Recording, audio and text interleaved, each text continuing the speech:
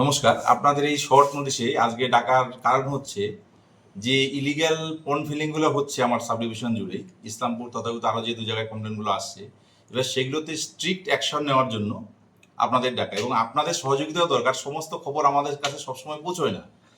এবার আগে কি হয়েছে সেটা বাদ দিয়ে এখন আমরা যেটা হয়েছে, আমাদের এটা একদম এই গভর্নমেন্ট জিরো টলারেন্স নীতি নিয়েছে, যে যেখানে পাবো আমরা আগের অবস্থায় ফিরিয়ে দেওয়ার জন্য আমরা সর্বতভাবে চেষ্টা করব। আর এই ব্যাপারে আপনাদের সাহায্য আমাদের একান্তই কাম্য, যে আপনাদের মাধ্যমে বিভিন্ন জায়গায় কোথায় হয়েছে না হয়েছে সেগুলো যদি আমাদের আনে। কয়েকটা আমাদের নজরেও আছে, এর মধ্যে আমার কাছে ধারাবাহিকভাবে এসছেও কমপ্লেন, সেগুলো আমরা যত তাড়াতাড়ি সম্ভব আমরা ব্যবস্থা নিয়ে সেগুলো রেস্টোরেশন করব। বলছি স্যার, কোন কোন এলাকায় রয়েছে যদি একটু বলেন। ইসলামপুর মিউনিসিপ্যালিটিতেও একটা আমার নজরে রয়েছে, যেটা আপনাদের সংবাদ মাধ্যমে জেনেছি, সেটার কিছুটা ব্যবস্থা নিয়েছি কিন্তু ফুল হয়নি। আপনার চাকুলিয়াতে একটা আমার জানা আছে, যেটা নিয়ে হাইকোর্টে হয়েছিল, সেগুলো আমার জানা আছে। সেই দুটো নিয়ে আপাতত দেখছি। তারপরে আপনাদের মাধ্যমে যদি কিছু জানি, প্লাস পুরোনো ফাইল ঘেটে যদি পাই কিছু, সেগুলো দিয়ে আমরা অতি সত্বর করে আমরা রিপোর্ট ঊর্ধ্বতন কর্তৃপক্ষকে পাঠিয়ে দিব। এই বিষয়ে কি কোনো অর্ডার এসছে? অর্ডার ছিল না, অর্ডার সেরকম না। আমাদের যেটা ডাইরেকশন এসছে, পরিষ্কার ডাইরেকশন, লিখিত অর্ডার সেটা আসেনি, কিন্তু পরিষ্কার ডাইরেকশন আমার আছে অথরিটির কাছ থেকে, যে জিরো টলারেন্স স্থিতি নিয়ে আপনি এটাকে রেস্টোরেশনের ব্যবস্থা করুন ইমিডিয়েটলি। স্যার বলছি, যেসব মনে করেন পুকুর ভরাট করে নির্মাণ অলরেডি হয়ে গেছে, সেসব ক্ষেত্রে কি করা হবে? সেটার ক্ষেত্রে আমরা পুরো রিপোর্ট করে জানাবো, তারপরে অ্যাজ পার ইনস্ট্রাকশন অথরিটি যেটা উনি ব্যবস্থা নিতে বলবেন আমরা নেব।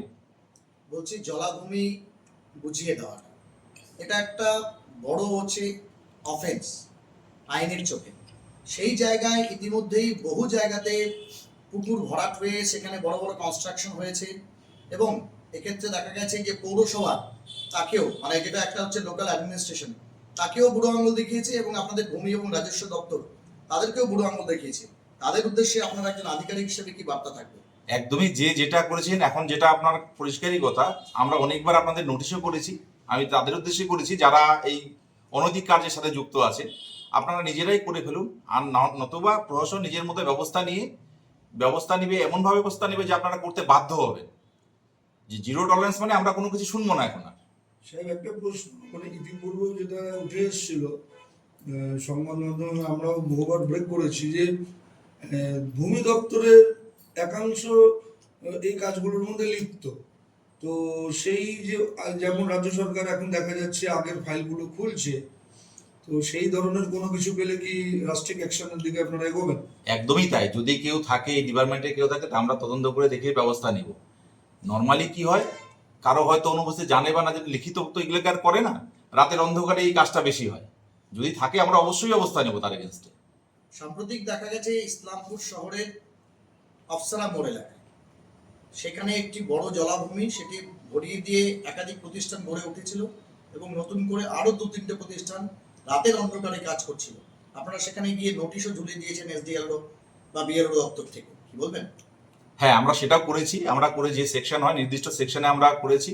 এরপরে প্রভিশন ছিল আমার এফআইআর করে ওনাকে রেজিস্ট্রেশনের ব্যবস্থা করা। এবার অথরিটির সাথে কথা বলে সেটা যত দ্রুত সম্ভব আমরা সেই রেজিস্ট্রেশনের ব্যবস্থাটা আমরা করব। প্রশাসনের পক্ষ থেকে কি এফআইআর করা হচ্ছে? অবশ্যই তাই। যে আমাদের নির্দিষ্ট ধারা আছে সেই অনুসারে প্রশাসনই আমরা এফআইআরটা করব। সেই ক্ষেত্রে ওই অবসর মোড়ে আরেকটি বাড়ি আছে, দীর্ঘদিন ওই পুকুরেই একজন রাজনৈতিক প্রভাবশালী ব্যক্তির বাড়ি, সেটাকেও কি ভাঙা হবে? এবার সেটা খোঁজ নেব। যদি দেখি সত্যি সেটা ক্লাসিফিকেশন পুকুর ছিল, তাহলে রিপোর্ট নেব। তারপরে যেরকম আমাদের নির্দেশ আসবে সেই নির্দেশ অনুসারে আমরা। তাহলে তো স্যার পুকুরে যদি মনে করেন যে পূর্ববর্তীকালে যদি দেখা যায় যে এক বা একাধিক যদি বাড়ি এরকম বানানো হয়, তাহলে সেক্ষেত্রে তো ভাঙার প্রস্তুতি তো আপনাদের নিতে হবে। ব্যাপার আছে। এবার সেটা যদি একটা নির্দিষ্ট কাট অফ ডেট আছে আমাদের 1986 সালে, সেই ডেটের পর যদি আগে যদি নর্মাল কোর্স অফ অ্যাকশনে পুকুর যদি ভর্তি হয়ে যায়, সেটা কিন্তু বেআইনি পড়ে না। তারপরের ডেটের গুলোর ক্ষেত্রে আমরা অ্যাকশনটা নেব। গোটা ইসলামপুর সাব ডিভিশনের মধ্যে, যেহেতু আপনি একটা মহকুমা আধিকারিক, সেটা যে জমির ধরন ক্লাসিফিকেশন চেঞ্জ করে দিয়ে জমি মাফিয়াদের মাধ্যমে বিভিন্ন লোকের কাছে জমি চলে গেছে। এমনকি অনেক সর্বহারা মানুষও দেখা গেছে যে অল্প পয়সায় পাচ্ছেন বা কম দামে পাচ্ছেন বলে সেই ক্লাসিফিকেশন চেঞ্জ হওয়া জমিগুলোকে নিয়ে সেখানে তারা বাড়িঘর করেছে। তাদের প্রতি আপনাদের কি? এবার আপনারা যেটা বললেন, আপনারা সেরকম যদি সত্যি কিছু থেকে থাকে, আমার যে বিষয়টা জানা নেই, আপনারা যদি সেরকম কাগজ আমাকে দিতে পারেন, অবশ্যই তদন্ত করে ব্যবস্থা নেব তার এগেনস্টে। আপনাদের কাছে আমার রিকোয়েস্ট যে আপনারাও নথি দিয়ে আমাদের সাহায্য করুন। ইসলামপুর শহরের একদম হার্ট অফ দ্য টাউন বলা যেতে পারে, কংগ্রেস রোড এলাকায় একটি পুকুর, বড় পুকুর, সেটা নিয়ে একটা হচ্ছে আপনার অস্থিরতা তৈরি হয়েছিল ভূমি মাফিয়াদের মাধ্যমে। সেই পুকুর ভরাটের কাজ রাতের অন্ধকারে হচ্ছিল। আপনারা সেটার জন্য পৌর দপ্তর এবং পুলিশ প্রশাসনকে নিয়ে একাধিকবার অভিযান করেছেন, থামানোর চেষ্টা করেছেন। সেই জায়গাটার পরিস্থিতিটা কেমন কি এবং সেটা নিয়ে কি ভাবছেন আপনারা?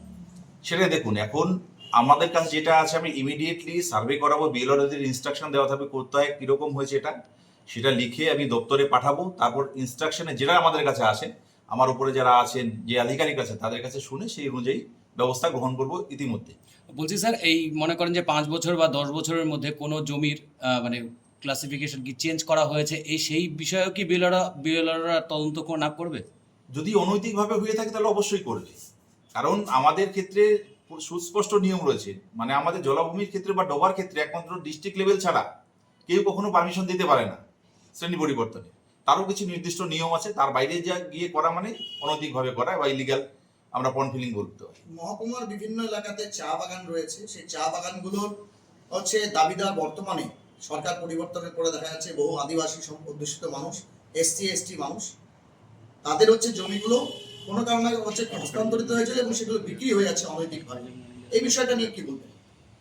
দেখুন, এটা আপনাদের এই আমার এজেন্ডার বাইরে হলেও আমি বলছি আপনাদের, এটার জন্য এবার যেটা আছে হয়ে আছে, এবার SC/STর জন্য একটা নির্দিষ্ট নিয়ম আছে ট্রান্সফারের ক্ষেত্রে। হ্যাঁ, এবার কি অবস্থা হয়ে আছে বা কে সেল করেছে সেটা না জানলে পরে আমি তো মানে সুনির্দিষ্ট কমেন্ট করতে পারছি না। একদম। আর আরেকটা আপনাদের মাধ্যমে বার্তা দেওয়া, এর আগের দিনও বলেছিলাম, আপনারা সাহায্য করেছেন ইলিগাল মাইনিং। এখন প্রচুর পরিমাণে আমরা রেড হচ্ছে এবং নাকা আবার ফুল ফ্লেজে চালু চোপড়া। এই কয়েকদিনের মধ্যে আমার সাব ডিভিশন দিয়ে ডিস্ট্রিক্ট অলরাউন্ড 7-8 লাখ টাকা আমরা ফাইনও করেছি। ইভেন আজকেও 2-3টা গাড়ি ধরা পড়েছে। আপনাদের মাধ্যমে এই বার্তাটাও থাকলো, এই পুকুরের পাশাপাশি যদি ইলিগাল মাইনিং হয় দয়া করে আমাদের জানাবেন, যাতে আমরা অতি সত্বর ব্যবস্থাটা নিতে পারি। যদিও সেটা জলসম্পদ দপ্তরের অধীন, কিন্তু ভূমি রাজস্বের সঙ্গে যুক্ত, সেটা হচ্ছে অবৈধ বালি খাদান। না, জলসম্পদ না, এটা আমাদেরই হাতে আছে। এবিটিসিএল যদিও মেনটেন করে, কিন্তু রক্ষণাবেক্ষণ বা ইসে বলেন আমাদের ধারেই আসে, মানে রয়্যালটি বা চালান জেনারেট করাটা আমাদের আসে। ইসলামপুর শহরের সনতি দূরে দোলনচা নদী, সেখানে অবৈধ মাইনিং এর খবর পেয়েছেন আপনারা। একবার আপনাদের দপ্তরের সহযোগিতায় পুলিশ বেশ কিছু অবৈধ গাড়ি এবং বুলডোজার ইত্যাদি যা কিছু আছে সেগুলো হচ্ছে একবার হচ্ছে কাস্টডিতে নিয়েছিল। আইনানুগ ব্যবস্থা হয়েছে, মহকুমা শাসকও ব্যবস্থা নিয়েছিলেন। তাদের উদ্দেশ্যে কি বার্তা থাকবে যারা হচ্ছে তাদের যারা এতদিন করেছিলেন শুধরে যান, এখন ধরলে পরে নির্দিষ্ট ধারায় রীতিমতো আপনাদের এগেনস্টে ব্যবস্থা নেওয়া হবে। ইসলামপুর বাজার, চোপড়াঝাড় মৌজা এবং গুজাগা মৌজা, সেখানকার হচ্ছে যে আপনার হচ্ছে জমি সংক্রান্ত যে কাগজপত্র, পর্চা ইত্যাদি খতিয়ান, সেগুলো নিয়ে একটা হচ্ছে টাল ভাঙা ছিল বা মনে কোনো সেটা খোলা হয়নি।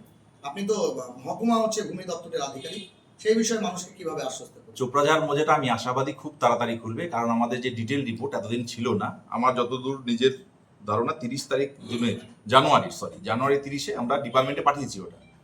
এবার ওখান থেকে আমাদের সেটা এলে পরেই আপনার যেটা অনুমতিটা গভর্নমেন্ট থেকে এলে পরেই আমরা চালু করে দেব। অনেকদিন আপনারা ধৈর্য ধরেছেন, আর কিছুদিন করুন চোপড়াঝাড়, যাতে করে আমরা সমস্যাটা যাতে খুব তাড়াতাড়ি সমাধান করতে পারি। স্যার বলছি, স্যার বিভিন্ন জায়গায় দেখা যায় যে সরকারি জমি জবরদখলের একটা বিষয়, এবং এখন যারা মন্ত্রী রয়েছেন সেই মন্ত্রীরা থেকে শুরু করে মুখ্যমন্ত্রী বলেছেন এই বিষয়েও জিরো টলারেন্সের একটা বার্তা দিয়েছেন, যে কোনোভাবেই সরকারি জমি দখল করে থাকা যাবে না। তো সেই বিষয়টাও কিভাবে দেখছেন? একদমই তাই। আমাদের এর আগেই আমাদের সরকারি জমিতে বোর্ড লাগানো আছে, বিভিন্ন মার্কিং আছে, যদি করে তার জন্য নির্দিষ্ট ধারা আছে, সেই ধারায় তাদের উচ্ছেদ করা যাবে।